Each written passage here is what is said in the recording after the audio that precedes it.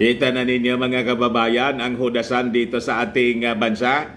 Kaya sabi ko po sa inyo, mag-ingat po tayo sa Manchurian candidates by 2025 midterm election. Malamang sa malamang, may mga reports na po na posibleng mangialam sa eleksyon natin yung China foreign intervention at magpifield sila ng mga kandidatong friendly sa kanila, tuta nila madaling sabi.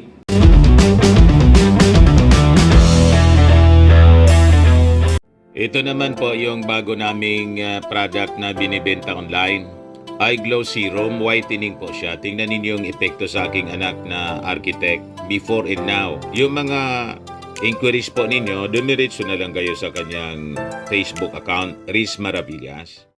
Matindi mga kababayan yung reaction ng ating Pangulong Bongbong Marcos nang tanungin siya sa isang ambush interview ng mga reporters tungkol sa pinasok na kabalbalan man talaga yung alleged secret deal, secret agreement ni Mao Diggs sa China, diyan sa West Philippine Sea po. Sabi ng ating Pangulong Bongbong Marcos, I was horrified anya. Pag sinabi mong horrified po, total shock, shocking yung pinasok na deal ng dating Pangulong Mao Diggs sa China. Yun naman talaga niya, Mr. Maravillas. Ki-horror, ki-barbaridad. Ayan po ang balita ngayon. Marcos horrified by alleged Duterte Sea secret deal on West Philippine Sea. Ayan po. Mga kababayan, na-interview po kanina lang yung ating Pangulong Bongbong Marcos. Palarga kasi siya mga kababayan papuntang Amerika for the trilateral summit with Biden and Japanese Prime Minister Kishida. Pero busy pa rin siya po. Inaayos niya yung problema sa traffic congestion mga kababayan sa Manila. PBBM admin to continue pursuing mass transport system to address traffic congestion. Busy siya mga kababayan sa pakikipag-usap, meeting on traffic concerns. Sa mga officials po, bagong Pilipinas Town Hall meeting on traffic concerns. Ganon kasipag ng ating Pangulo.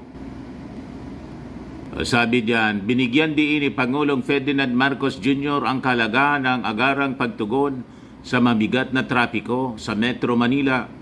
Sa bagong Pilipinas Town Hall meeting ngayong araw, ika-10 ng Abril, pinagtuunan ni PBBM ng pansin ang epekto ng trapiko sa ekonomiya ng bansa, ang sama-samang pagpaplano ng pamahalaan at ang pagpapabuti sa sistema ng pampublikong transportasyon. Nanawagan din ang Pangulo sa pagmatagalang hakbang para sa pagtatayo ng infrastruktura at koordinasyon ng mga kawani para sa mas maluwag na trapiko at maginhawang pagbiyahe ng mga commuter. So afterwards mga kababayan, nagkaroon ng pagkakataon na makausap siya ng mga taga-mainstream media, ng mga reporters. Ayun, itinanong sa kanya yung tungkol sa alleged secret deal ni Mao Diggs with Xi Jinping. Shocking anya, sabi ng ating Pangulong Bongbong Marcos. I was horrified anya. At hindi po yung pinasok na problema ni Mao Diggs. Sabi ng Pangulo, I am horrified at the idea that we have compromised through a secret agreement the territory, sovereignty, and sovereign rights of the Philippines. Siya! Ganon mga kababayan ang epekto ng fentanyl. Ang daming iniwan po na problema ng dating Pangulo. At hanggang ngayon po, problema pa rin ang ginagawa kasi yung Pangulo naging panggulo. Ginugulo po yung administrasyon ng ating Pangulong Bongbong. Sabi dito sa report ng ABS-CBN, China has been repeatedly citing the alleged deal to put the blame on the Philippines over the worsening tension in the West Philippine Sea. Marcos said he was not briefed by the officials of the former administration regarding the alleged agreement. We don't know anything about it, Anya. There was no documentation. There was no record. We were not briefed about when I came into office. Walang nagsabi sa amin na mayroong ganong usapan. Ibinulgar po ni dating spokesman Harry Roque, nilaglag yung amo niya. Kaya nga po, sumaklolo si Panilo. Nag-deny, wala man na niyang ganyan. Pati mismo yung dating Pangulong Digong, wala man na niya kung pinasok na ganyan. Yung China, yun ang sinasabi. Nagkabukingan na mga kababayan, naglaglagan po sila. So sabi dito sa balita, Marcos said he would summon Chinese Ambassador Wang Xilian to explain to him the details of the alleged deal. Siguro pagbalik na, paliwanag niya, sino ba ang kausap mo? Sino ba talaga? Anong pinag-agrihan nyo? Was it an official thing or personal thing? Walang record kahit saan ka tumingin. So sikretong ginawa lahat ito. Bakit nila ginawa? Nakapagtataka. Kaya it's not a good situation. Kita na ninyo mga kababayan ang hudasan dito sa ating bansa. Kaya sabi ko po sa inyo, mag-ingat po tayo sa Manchurian candidates by 2025 midterm election. Malamang sa malamang, may mga reports na po na posibleng mangialam sa eleksyon natin yung China foreign intervention at magpifield sila ng mga kandidatong friendly sa kanila. Tuta nila madaling sabi, magmamanok na sila ng mga kandidato sa local and national positions. But I think mga kababayan, matagal na nilang ginagawa. Kaya ingat po tayo sa lalo yung mga tatakbong senador sa 2025, lalo na po sa 2028 presidential elections.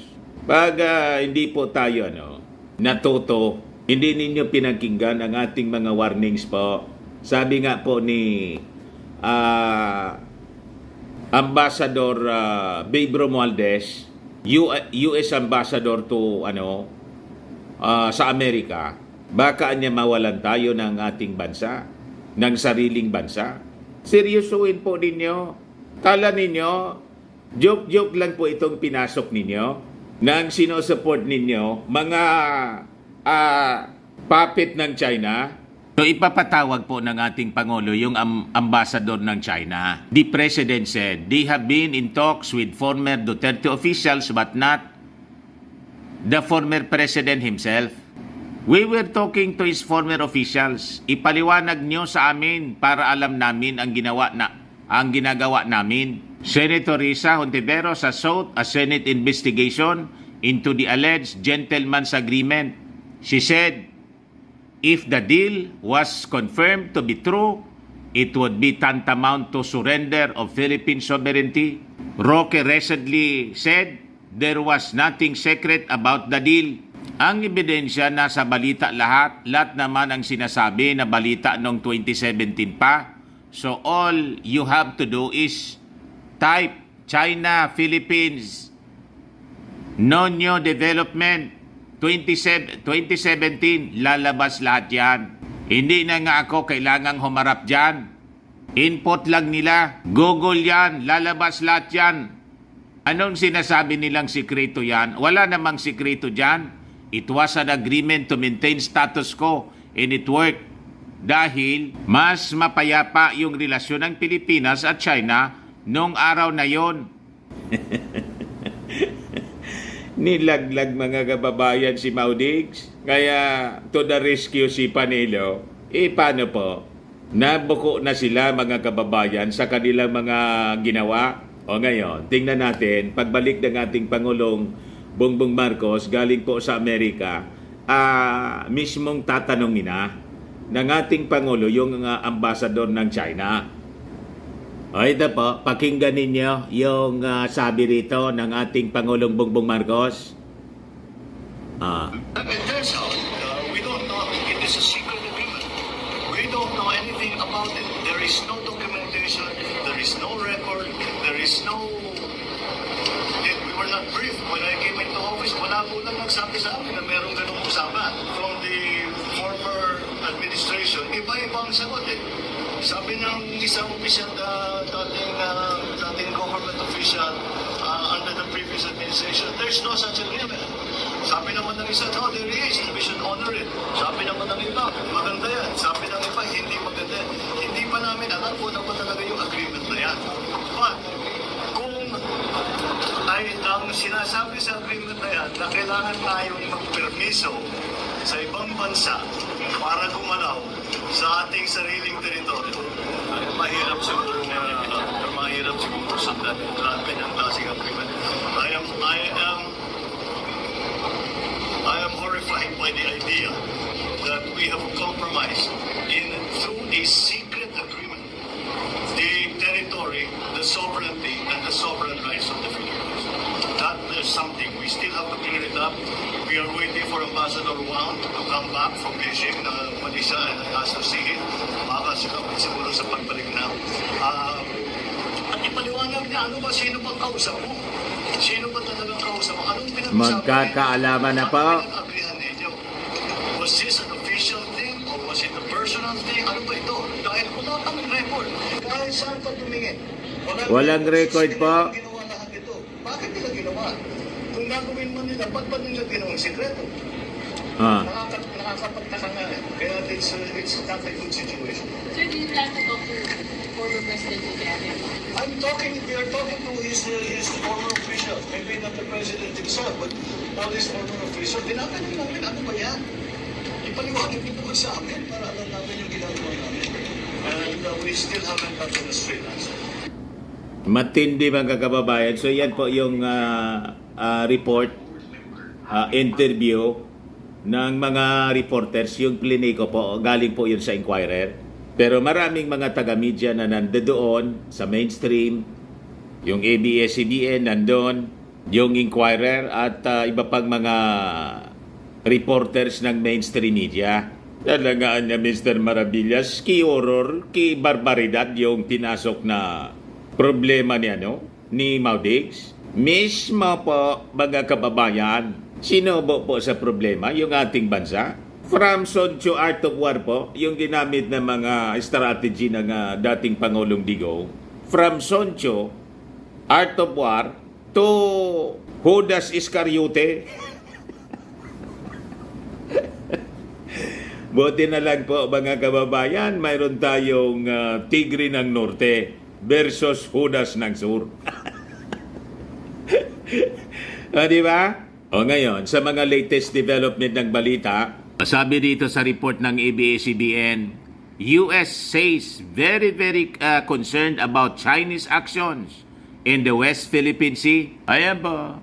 A top US military official is very concerned in the recent encounters between Chinese and Philippine boats around Second Thomas or Ayungin Shoal. Yung latest pong harassment, bullying, and pambabomba ng water cannon po, sabi ng isang US top official, they are very concerned. Kaya siguradong ito yung pag-uusapan po doon sa doon sa trilateral summit po ng Amerika, Pilipinas at saka yung Japan. Mamaya lalarga yung ating Pangulong Bongbong Marcos, pero before siyang lumarga, ang dami pa niyang mga inasikaso. Yung traffic congestion, problema sa trapiko dyan sa Metro Manila, yun ang kanilang pinag-usapan. Yan po, town hall meeting on traffic concerns. Ganon kasipag po yung ating Pangulong Bongbong Marcos. And so, because of that development, sabi dito sa balita, more naval multilateral patrols are expected in the West Philippine Sea. Sabi ng isang Navy official po. Kani-kanina lang po, mga kababayan. Ito po yung mga actions na gagawin ng ating mga authorities. Sabi ni Commodore Vincent Trinidad, Philippine Navy spokesperson for the West Philippine Sea, he echoed the announcement of U.S. National Security Advisor na si Jake Sullivan. While we do not comment on future operations, we can expect an increase in Navy to Navy Sea engagement, sabi po ni Trinidad. So ang ibig sabihin, mga kababayan, kung dati nakikita ninyo, siguro doon sa mga resupply missions na gagawin, bubuntutan na siya. Gagwardyahan na siya mga kababayan. Susundan na siya ng Navy warship na mismo para hindi na po maulit yung mga ginagawang bullying at mga attempts ng Chinese Coast Guard na binabangga na mismo po yung ating maliit na bangka. Di banggain nila yung ating warship, mga kababayan. And possibly, baka binubuntutan din ng mga American warships po. Tulad ng ginawa sa West Philippines sinong linggo. So, ganun na siguro ang mangyayari po. Pero siyempre, hindi man nila sasabihin po yung detalye niyan. Kasi nung linggo po, bumubuntot-buntot pero napakalayo. Nag-announce, di ba, yung China na sasabayan nila yung multilateral maritime cooperative activity ng Japan, Australia, Amerika at yung tayo po. Pero hanggang kwento lang po sila. Sabi po ni General Browner, based sa kanilang reports, wala man actual na military exercise or naval exercise na na-observe sila. Tama yung mga analysis natin. Nag-press release po sila para hindi sila mapahiya. Pero may naispatan na dalawa daw na Chinese vessel, pero malayong-malayo po. Hindi man nila madaling sabi, hindi nila kayang sabayan o salubungin. So tama yung description natin. Because of that multilateral cooperative activity, bumahag yung buntot ng China. So magiging dire-diretso na po itong mga activity ito. Yan ang ibig sabihin nitong kwento. Sulaiman on Tuesday said more joint patrols can be expected in the South China Sea after drills were conducted by the United States, Australia, the Philippines, and Japan over the weekend. So sakto po, mga kababayan, yun na yung mangyayari. So sabi nga natin, siguro, sabayan na po ito ng oil exploration and drilling activity. So habang nagpapatrolya, kasi kailangan natin, mga kababayan, na masimula na yung oil exploration and drilling activity dyan. Kasi paubos na po yung malampayan natin. I-award natin dito sa mga tumutulong na mga bansa para may stake sila, may rason na kailangan nila talaga na magbantay dyan. Kasi yung kakontrata natin sa oil exploration, mga companies na pag-aari nila. Anyway, sila yung may technical know-how. They have the technology para sa oil exploration. Wala man tayo niyan. Talagang mangungontrata tayo ng third party. Diyan magagaling yung Amerika, yung Japan. Yung Australia siguro, mayroon din silang ganon. And sabi nga natin, we are inviting investors. So dito sa energy, tamang-tama, sakto mga kababayan. So mag-invest sila dito sa atin para ma-solve yung mga problema natin mga kababayan sa energy na kailangan ng ating mga industries. And sabi nga natin, next, unti-unti tayong magdi-disengage sa China bilang ating major trading partner. So hindi na tayo bibili sa kanila ng mga produkto kundi galing na sa Japan, quality pa. Di ba? Lalo yung mga electronics, appliances, kung ano na pa, pati mga damit. Madali masira po yung mga electronics, appliances galing pong China. Low quality po. So, galing ng Japan, Australia, America, and other nations, mga kababayan, na tumutulong sa ating national security and defense. Tama po mga kababayan? Saktoan niya, Mr. Maravillas. Kasi po, masyado tayong niluluko ng China, pati sa kalakal. Ang sinusupply sa atin, may nangyari nga nung nagpa-Manila kami ni Mrs. Yung nagta-travel kami sa EDSA yata yon. May nasusunog pong may nasusunog na kotse Ayun, napag-alaman mga kababayan, Chinese made. Chinese car.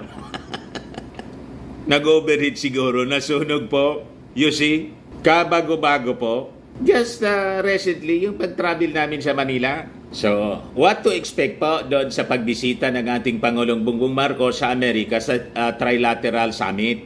Sabi dito sa balita, ahead of the historic meeting, the U.S. Departments of State's National Security Council gave a preview of what could be announced by the nation's leaders following the summit. So sabi po ni White House Advisor Dr. Myra Rapphooper sa press briefing po, since the beginning of this administration, our theory anya of the case for the Indo-Pacific has been that we would reinvest in and modernize our alliances and partnership.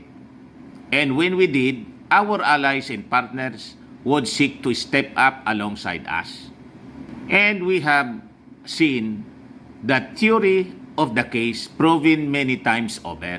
We are indeed not taking any of these actions alone, but in every case, in close partnership with our allies and partners within the region and beyond. Kaya galit po yung China kontra sa groupings anya. Ayaw namin anya ng groupings. Gusto ninyo kasi na mag-isolate lang kami para kaya ninyo kaming ibuli. Matalino yung aming Pangulong Bongbong Marcos. Hindi ninyo mapaikot.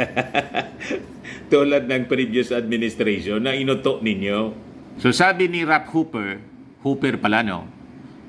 Rapphooper, the US, Japan, and Philippines visions are intertwined, adding that the new era or trilateral cooperation is guided by unwavering commitment to a free and prosperous Indo-Pacific. So kailangan talaga magtulong-tulong kasi nakita nila yung selfish interest po ng China. So sabi niya, ito ang trilateral format was actually made by 3 nations' national security advisors na nagmeeting last year sa Tokyo. And out of that June 2023 meeting, they identified a few critical areas of cooperation amongst the United States, Japan, and the Philippines that our leaders will be taking to new heights later this week. So as stated, below are some of what can be announced following the summit set to be attended by President Bongbong Marcos Jr., US President Joe Biden, saka si Japanese Prime Minister Fumio Kishida. So ano-ano siya? Ito daw po mga kababayan, new initiatives to enhance energy security, economic and maritime cooperation. Di ba? Sakto sa dinidiscuss natin. So, sigurado na itong mga pagpapatrolya po, regular patrol na gagawin po na sinimula nung Sunday, magiging sunod-sunod na siya, sasabayan na po ng exploration na po mga kababayan ng area for the untapped gas and oil for energy security. Enhance energy security, economic and maritime cooperation, partnerships in technology and cybersecurity, some considerable joint investments in major infrastructure areas. Sakto sa discussion natin mga kababayan. So, magdi-disengage talaga. Iyon ang direksyon ng ating Pangulong Bongbong Marcos. Mag-disengage. Kasi ito ang ginagamit pong blackmail sa atin ng mga maka-China. Ito yung pinagmamalaki ni Xi Jinping sa atin na tayo po ay may malaking pangangailangan daw sa kanila. Ngayon po, as we disengage with China, mga kababayan, punta tayo sa Japan, America, and our partners, Australia, para po sa investments, joint investments pa in major infrastructure. Siguradong kasama dito yung exploration po ng oil and gas dyan po sa West Philippine Sea. Our three countries will embark on this era of trilateral cooperation as equal partners guided by shared vision and unwavering commitment to a free, open, peaceful, and prosperous Indo-Pacific. Madaling sabi, magiging kasosyo natin sa lahat ng negosyo. Kasosyo natin itong mga bansa, Japan at Amerika. Gutom kayo mga Chinese. Di ba? Hindi ninyo kami maiisahan. Yun sana yung intention po ng China. Gustong suluhin, tapos kasabwat po yung mga hudas ng sur. Sila lang yung magkikinabang mga kababayan sa yaman ng West Philippine Sea. Sabi dito, ahead of the trilateral summit, Rap Hooper said Biden is set to welcome Kishida for an important official visit ngayong araw na to. During the official state visit, the two leaders are set to discuss efforts to bolster defense and security cooperation.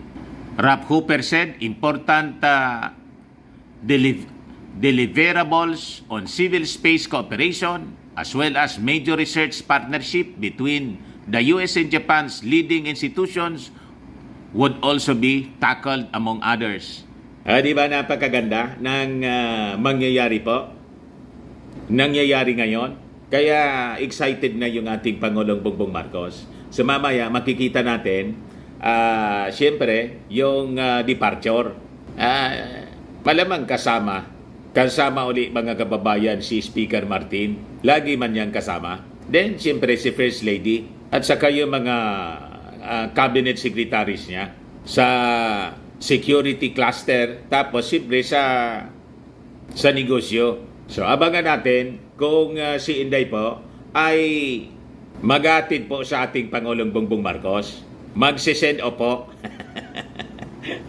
Or kung siya pa ang iiwang caretaker na sabi nga natin nung lumarga pa Germany and Czech Republic yung ating Pangulo, ang inatupag ni Inday yung rally ni Pastor Gibbs.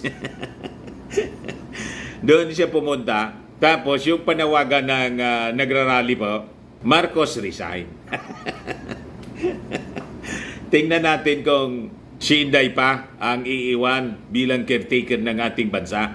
Dapat niya, Mr. Maravillas, wag na. Baga may mangyaring masama. Alam mo na niya, magpiprayer rally na naman sila doon sa 14.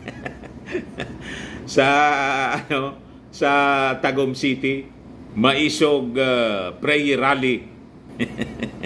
Walang kadala-dala. Ayan man lang po ang ating mga balita ngayon. Ako po si Dante Maravillas. Bye-bye. God bless.